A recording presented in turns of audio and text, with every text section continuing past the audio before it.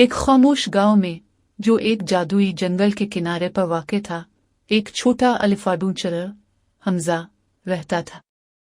हर सुबह हमजा अपना सुर्ख मफलर बांधता, अपना छोटा बैग जिसमें कुछ खाने और एक डायरी होती उठाता और जंगल को दरियाफ्त करने निकल पड़ता।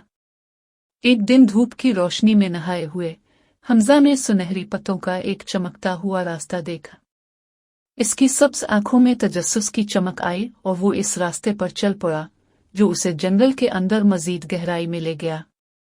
परिंदे खुशगवार धन गा रहे थे और सूरज की किरणें दरख्तों के दरमियान से झांक रही थी। रास्ते में इसने एक लकड़ी के तने पर बैठी हुई गुलहरियों के एक ग्रुप की तस्वीर अपनी डायरी में बनाई और एक प्यारी गुलहरी के साथ अपना खाने का एक टुकड़ा शेयर किया।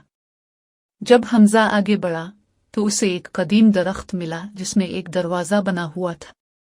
इसने हल्के से दस्तक दी और हैरत की बात यह थी कि दरवाज़ा खुल गया।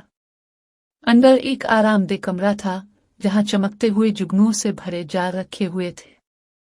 एक छोटा सा मेहरबान बोना नमूदार हुआ और मुस्कुराते हुए कहा, बहादुर बच्चे, तुमने जंगल के जानवरों के साथ अपनी मेहरबानी से दिल जीत लिया है, इसलिए मैं तुम्हें एक खास तोहफा देता हूँ। बोने ने हमजा को एक चमकता हुआ पता दिया जो हर बार उसकी हिफाजत करता और इसे घर के रास्ते पर ले जाता जब वो मुहिम जोई पर निकलता।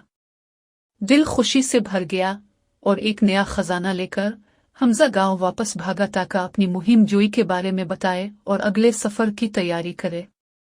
जंगल में हर सफर हमजा की कहानी का एक नया बाब बन गया। अब ये एक ऐसी कहानी थी जिसमें बहादुरी, मेहरबानी और हैरत की इंतहा थी।